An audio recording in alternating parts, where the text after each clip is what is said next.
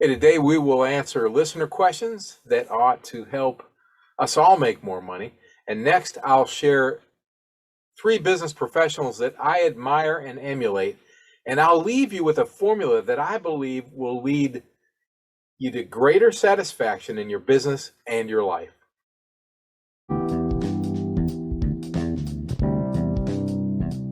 If you buy and sell vehicles for a profit, or you want to, you're in the right place. This is the Flipping Genius podcast. Our number one goal is to help our listeners make more money. Every episode, we share information, ideas, and experiences of real-life car flippers. I'm Randy Lee. I'm the host of Flipping Genius. I've flipped cars most of my life.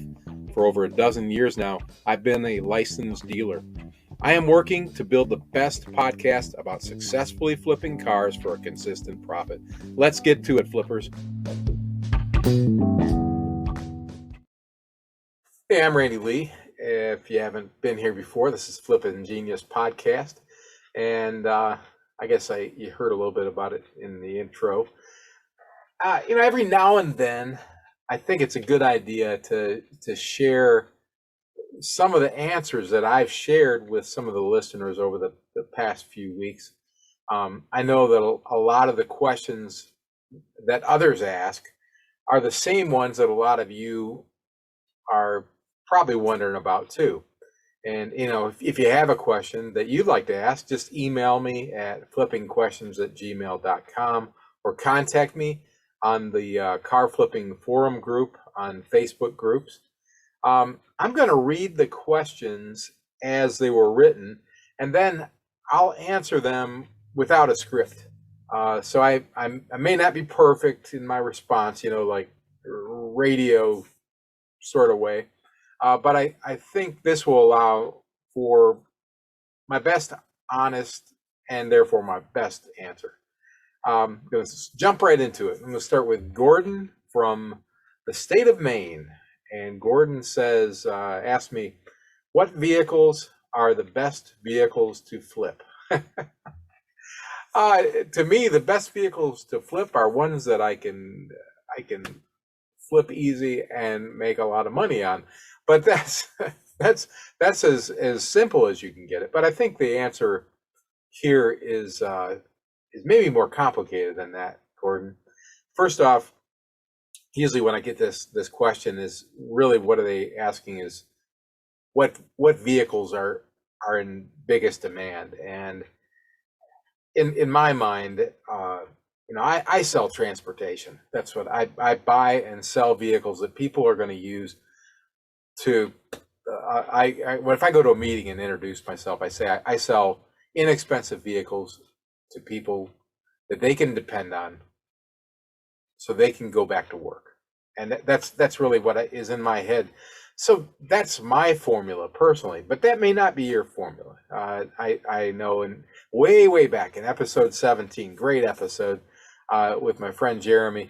Jeremy loves old box trucks. He's got a passion for it. He likes the old box style trucks from the, I guess, the late 1980s. And that's what he loves. And he does a fantastic job. He knows how to buy them. He knows how to fix them. He knows how to make money. So I think that's one thing you got to look at at Gordon, and all of you who are listening, is what you're passionate about. Now, frankly, a few episodes ago, my guest Kathy Cruz was mentioned that she's a car person, and there's a lot of car people in the car flipping business. Naturally, I am more of a deal person, despite what you see behind me if you're watching the YouTube channel. I am not about the cars as much as I am about the business of it. So when I look at a vehicle in the idea of what's the best vehicle to flip, I think my answer automatically would be Toyotas. Toyotas. If I can get a Toyota, I know I can make money. Hondas, right? Those are the first two that come to mind. But they're also the most difficult to get a hold of in my price range. But I think the worldwide, and especially here in the United States, Toyotas and Hondas have such a fantastic reputation that in the world of transportation, dependability That's what people want. But if you can't buy them for the right price, you can't make money on them. And therefore, it doesn't make them the best. In my current batch of vehicles right now, I do have one Honda and one Toyota. I'm excited about both of them because I am confident that once Dennis Johnson Auto Repair, there I answered, I mentioned Dennis again. I try to do it every time. Once the guys at Dennis's place get those vehicles ready, even though at least one of them is not in very good shape, they're going to make me money. I believe we've got a ways to go on one of them, but those should be winners for me because you're got less resistance out there to that. I like Mazdas. I tend to not like Nissans anymore personally, unfortunately. But there's a lot of people that are probably doing fantastic with them. So that's another thing. What do you believe in? I believe I love my Suzuki. So if I get a chance to buy a little Suzuki Grand Vitara, I buy it because I believe they're great vehicles. So that's another thing. And then we're going to get into, in fact, the next question, we're going to talk a little bit about what do we do on a flip. And that also goes to what your skill set is. And anybody who's listened to the podcast in the past knows that I don't really turn a wrench. Now, I turned a wrench quite a bit this week because I had to replace a bunch of batteries on vehicles. And that's the kind of thing that I do. I'll put windshield wipers on. I'll replace some simple parts here and there, like headlights and headlight enclosures sometimes. But as far as real mechanical work, I don't do that. So given that, I have to make that assessment. Can I make money and still pay for somebody else to do the work? And this is key to me. The key to me is this a vehicle I can make money on? And that is a wide swath. It really is. I know a lot of our guys that are on the car flipping forum and ladies that are on there enjoy doing some serious work. Forgive me, I can't remember your name, but what a great job one of our guys did on a little Mini. But I don't know if he made money on it. He did a fantastic job. You'll see it on the car flipping forum. Beautiful, beautiful work. But I just looked at a Mini this week, and I know how difficult those things can be. They can present a lot of challenges. My son drives one. He loves it. But I swear it is more of a hobby than it is transportation because it constantly needs work. So I was going to buy that Mini, but only at my price. So I did not buy it because I got to get it for my price. As much as I like the car, I think I like how it looks. I like how it performs, only when it's operating right. So I think to answer Gordon's question, you've got to know what your goal is. And in my case, my goal is to make money. And I have a set amount going in, how much money I want to get from it. The key is I make my money when I buy it. So I've got to buy it right, whatever it is. Now, another flip side of this question is what vehicles are worst to flip. I can answer that. And I hate to say it, but Cadillacs. Now, again, remember the price range that I'm working in. I work under $5,000, usually under $4,000. And the Cadillacs that I can get to flip usually have some serious problems that we do not want to mess with.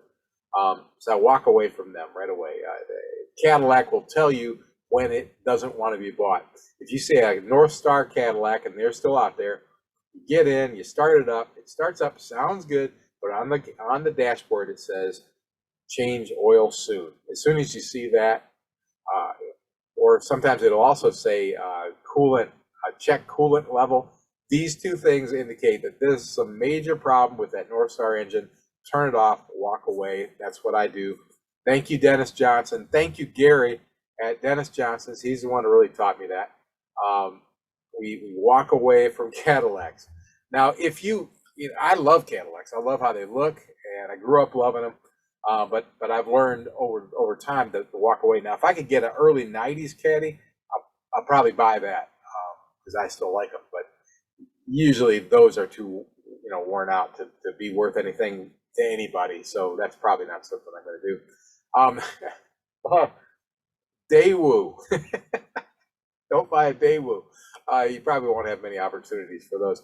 Suzuki's, I do not like the vehicles other than the SUVs. So I probably wouldn't buy a Suzuki automobile most of the time. Nissans, like I said, I won't buy a Nissan in the 2003 to 2010 range, I think, which is the ones that are usually available to me because of the CVT transmission issues. A very expensive thing to fix and something I don't want to mess with. Try to think.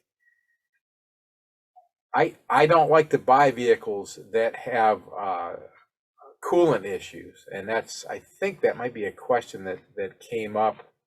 I know it's a question that came up this week. And if I see a coolant issue, I'm looking at a list of questions we're going to answer today.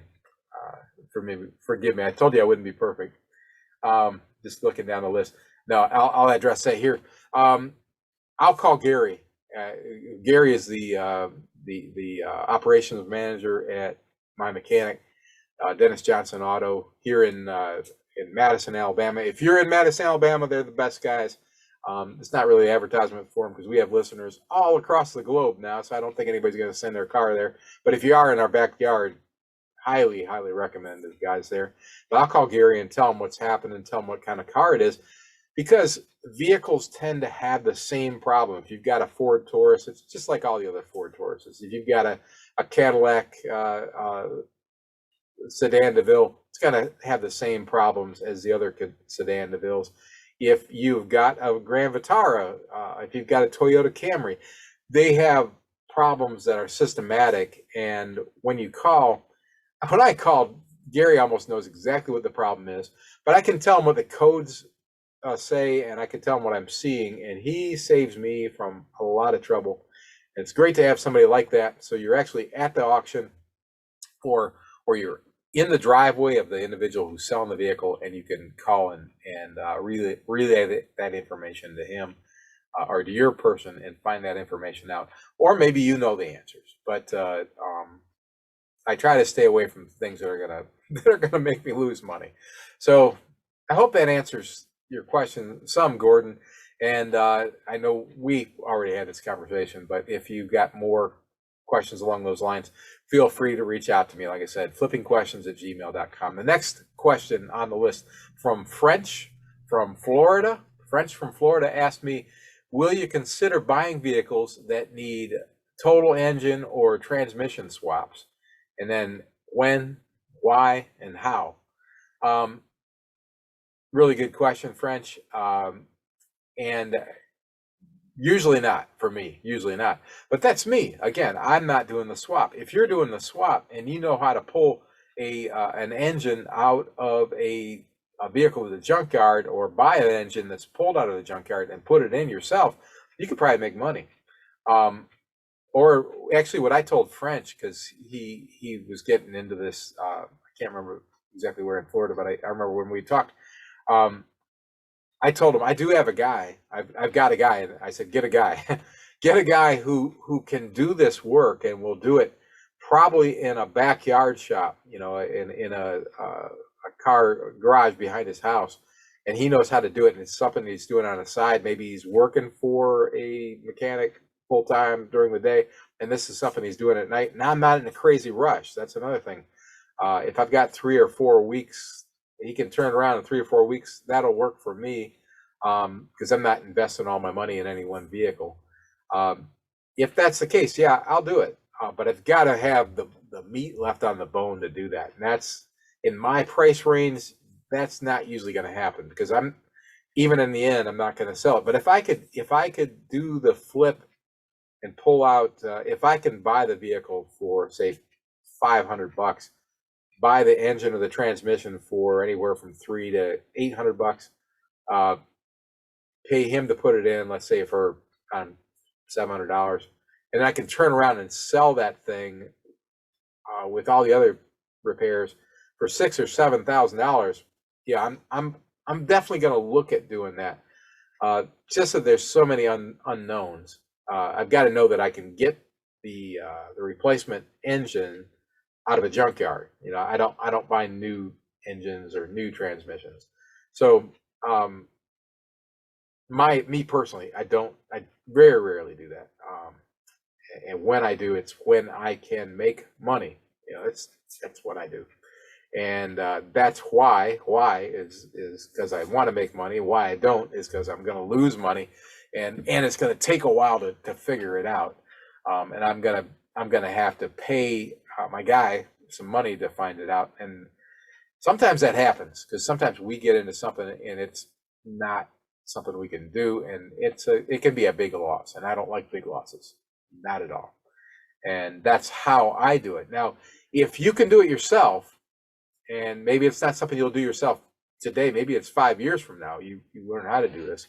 That's not going to happen with me, because you don't learn how to replace engines by replacing batteries. So it's not going to happen with me. I'm not. That's not my area of expertise, and nor will it become that, because I'm not training myself to do that. But you can train yourself to do it. You can learn. So hopefully that's the answer to that, French.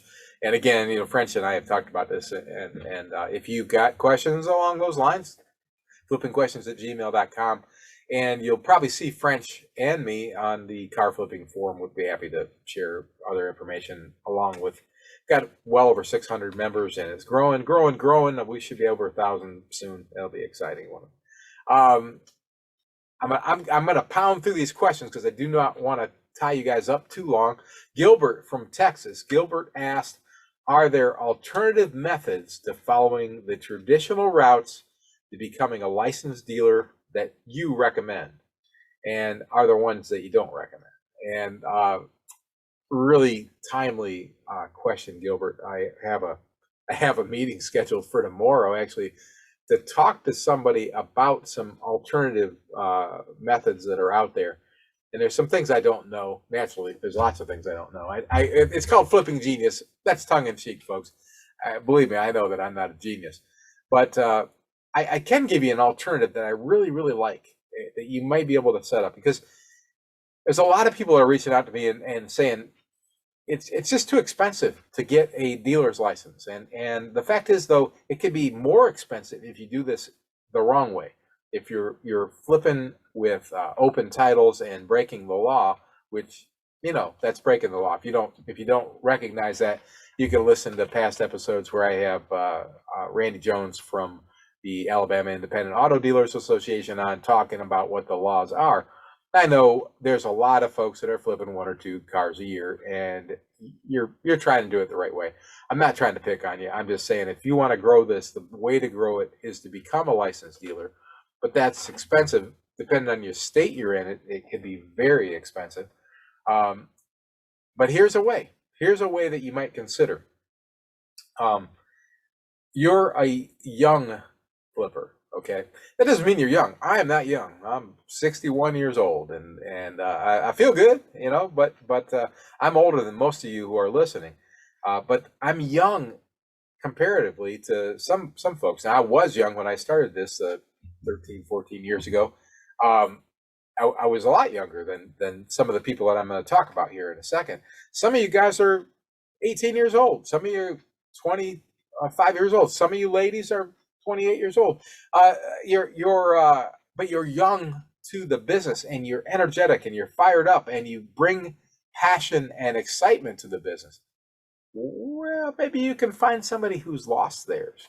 And I know they're out there. I know they're out there. In fact, the last 2 conversations I've had with somebody about this, including Gilbert, and actually, I think the last 3 conversations I've had about this, we've been able to locate a great possibility for a partnership with a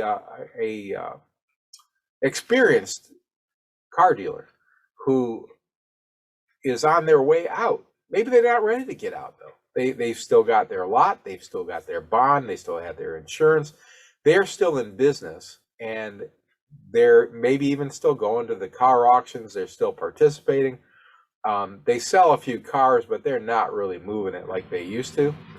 And you approach these individuals and tell them about your dream to to be a full-fledged car dealer, but you know that you can't do it overnight. And see if you can find a way to partner with them. I recommend that you get to know them. You don't try to do this all in one visit. Don't do that. Try to get to know them. See if you like each other. If you jive. If your business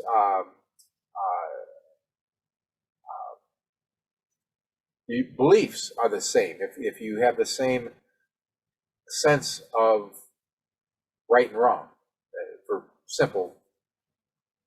simplicity's sake, do you both do business from the same standpoint? Like I always say, do business so you don't have to worry about who's on the other line in the grocery store or the other lane in the grocery store. That's how I have to go find somebody who I believe will do that. And I know the car business gets a bad rap. I know a ton of car dealers who are just really, really good people, and they're in this to make money, but they truly like people, and they truly like to help people. There's a ton of us out there like that, and some of us are getting long in the tooth. So you come to them and approach them with the idea that you'd like to work in a partnership format. Maybe it just starts off where you pay them a certain percentage or a certain dollar amount for each car that you sell under their license, and you go to the auctions with them or without them, or you work into this. Have that conversation with them and build the opportunity. And you may find yourself in a situation where you can gradually buy into an ongoing business, and it could be an opportunity for you to do business legally and on a different scale. Have opportunity to buy on a different scale, because as a dealer, you have opportunities to buy vehicles that individuals can't buy. And this can be a great thing for you and for them, because you can instill a fire under them that gets them excited about the business again. Maybe just because they want to help you. A lot of these guys don't even need the money anymore. It's just fun for them, and they can teach you something, and a lot of them will be really excited to be able to do that. And don't think the very first one you meet is going to be the perfect one. It could be, though. It really could be. And I've seen some wonderful things happen with this concept. So there's the answer. Now, as far as ways that I don't recommend, I've seen some things about out-of-state organizations who are offering the kind of deal that I'm just describing. They're approaching you and saying, you pay us X amount of money per month, and maybe X amount of money per car, or maybe one lump sum money up front. These I'm very wary of. Now, I don't want to say they're not good, because I don't know enough about them yet. But I'm a little wary of that. I love the idea of somebody who's a half mile from you, who you can work with, who is from the same town as you, who knows the same people as you, and you can build something together. I love that, but I'd be cautious of dealing with somebody who's 6 or 7 states away and is building an empire. It could be a fantastic idea, and like I said, I've got a meeting with somebody tomorrow to talk a little bit about that and learn more about it, because I don't want to be completely negative about something like that until I know more about it. But right now, what I'm seeing, what I'm guessing is it scares me. So, but the other way that I've described, I really like it a lot. And if you got questions about that, if you want to run something by me, feel free to reach out to me, flippingquestions@gmail.com, or at the Car Flipping Forum. And boom, let's go to the next question. Donna from Tennessee. Donna says, and this is a great question, Donna. it seems like the car flipping business is sort of an all boys business. Do you think that a woman will have a chance getting into this? And great question, Donna, and absolutely. There's no reason a woman can't do what I do. Uh, maybe I'm embarrassed to say it, but I feel like I'm a manly man. But the fact is that you can replace batteries, and you can buy, and you can make decisions on buying just as well as I can. I do think that I've got a few natural skills up my sleeve on the business side, and that's probably why I've survived and maybe even thrived a little bit for over a dozen years. But the fact is that I know a ton of brilliant businesswomen in different businesses, including the car business. And there is absolutely no reason why you can't get into it. I think that there may be a difficult time every now and then because of the all boys club, like you said. But that's been the case in every business I've ever been in, I think. But are there advantages to being a woman? Of course there are, and I don't have to talk about that. But it doesn't really matter. It doesn't really matter. The opportunity is there. It's the math is there. The vision, if the vision is there and the work ethic is there, anybody can do this, and I believe anybody can do it. And I'm not going to go into. I don't have time to go into this, and this kicks my tail because I'm going to talk about some business people, and I hate this. I'm going to leave this guy off because I didn't plan on talking about him today, but I can along the lines of anybody can do it. I've seen people come here that can't speak English and turn a car flipping business into we had a huge car dealership and actually subsidiary businesses from it too. And it was a man, but it didn't matter that he was a man. He had every disadvantage going against him, and he turned it around. So yes, Donna, absolutely. There is no reason I can think of that you can't do this. This is my last question for now from Pete from California. Pete asks, do you offer any coaching or one-on-one training? And if so, how does that work? And Pete, yes, I do. It's as I said, I am not a genius. I am I think I offer another set of eyes and ears and guidance and 61 years of being on the planet and probably over a dozen business successes that give me a lot of insights, including in the car business, and I bring that to the table, and I think it's helped a lot of the folks that I've coached and that I do coach, and I offer it on different levels. Because I'm running my own business, and I actually run another business too. So it's got to be a part-time thing, obviously. But if you go to our website, flippinggenius.com, FLIPPINGENIUS.com, just one G. You'll see a bunch of links on there. You'll also see links to it from the car flipping forum. You can become a flipping team member for as little as $10 a month. It's $9.99 a month. I think I have some input with you there, but I believe the next level is $150 a month, and for that we actually do some one-on-one coaching with you on a fairly regular basis, and are involved in what you're doing. We trying to directly affect your business, and then we call that the flipping partnership level, and then there's a flipping champion level, which is $600 a month, and obviously we have more involvement with you, more one-on-one with you, more direct interaction with you, and frankly feel more invested in trying to help you grow your business. And I don't expect most of you will want to do that, but I welcome that. It helps us grow the Flipping Genius brand and help us do what I'm doing right here, because obviously so much of what I do is free, including the car flipping forum that I've mentioned a zillion times. The answers to most of these questions I do not spend a great deal of time uh, on the Flipping Genius that is actually generating any revenue to me. But when we do the coaching, I do get paid some. Um, and if you're interested in doing that, you can reach out to me on at flippingquestions at gmail.com and ask questions about that.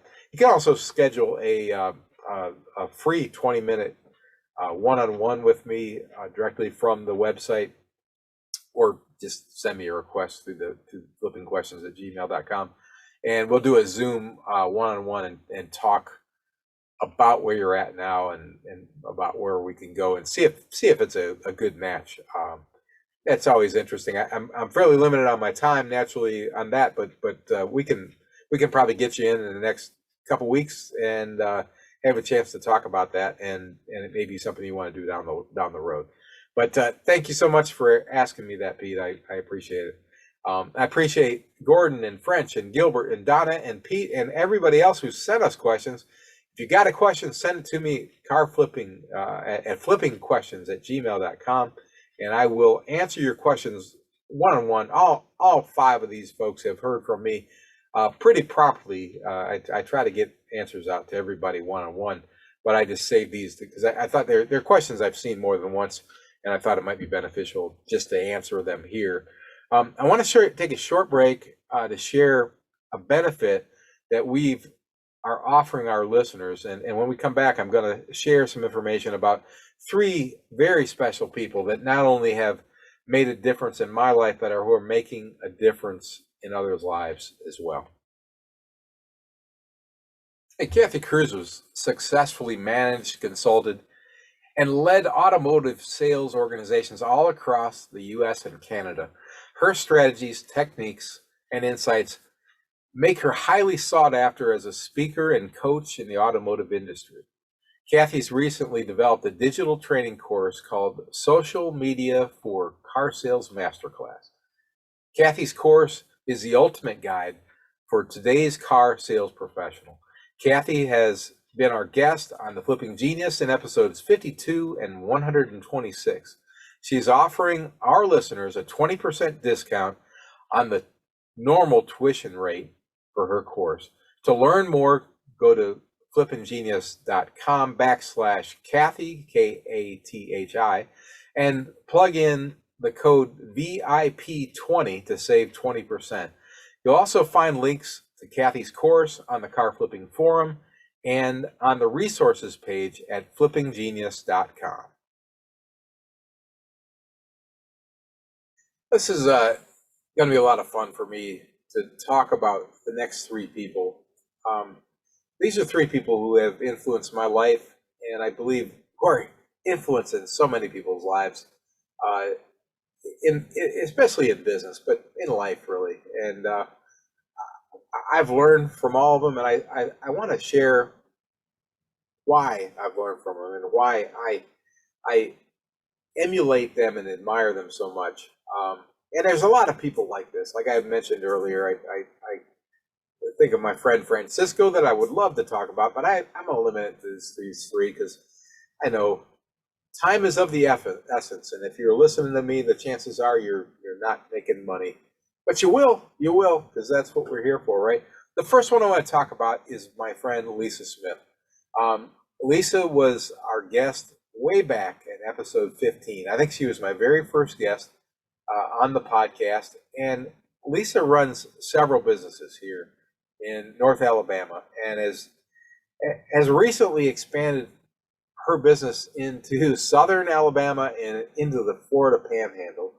And I've learned a lot from Lisa about building community and networking and always giving more to others than she ever expects to receive back. I encourage you to listen to episode 15. I probably didn't do a very good job of interviewing her back then. And I really probably ought to reach out to Lisa and get her to come talk with us again.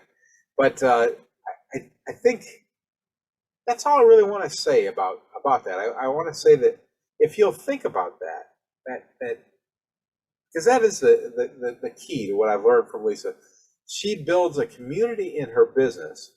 She networks constantly and is always giving more than she expects to get. And I'm hoping that every now and then people give her more than she expected, because she deserves it. Uh, the next one is a really special one. Not the least one special, but Matt Lee. Matt is a guy who happens to be my little brother, but he's a guy who makes his customers feel like they are part of his family. He's a guy who will help you build your business. I mean, literally, Matt will come pick you up and carry you over to introduce you to someone who he thinks will be a good match for your business. I know he's done that repeatedly over the years, um, and and he'll do it without any expectation for enumeration or reciprocation. If Matt runs into his customers in the grocery store, I always talk about do business so you don't have to worry who's on the next line in the grocery store. Matt does it. He does business in a way that not only will they say hello to him, they will hug him. Sometimes they got to get up out of their wheelchair to do it. And if you knew more about Matt's business, you'd understand why that is. But they'll get. He does specialized construction in Ohio that for folks who have handicaps and need repairs and alterations made to their homes. But they will not only say hello, they will hug him. And if you are with him, like I have been and will be this week, because I get a chance to be with my little brother, if you're with him, they will give you a 5-minute testimonial about Matt and what he's done for themselves or their family. Um, if you can do business that way, man, life is going to be great. I tell you, it is great, and business will be great too. And Matt has done very well, done very well in business, doing very well by people. And the third person that came to mind when I was planning to talk to you about three people that like I said, I emulate, is a fellow by the name of Ace Chapman. And Ace is an old friend, and I honestly haven't seen him in a while, other than online. Um, and Ace is somebody who understands that America offers unlimited business opportunities.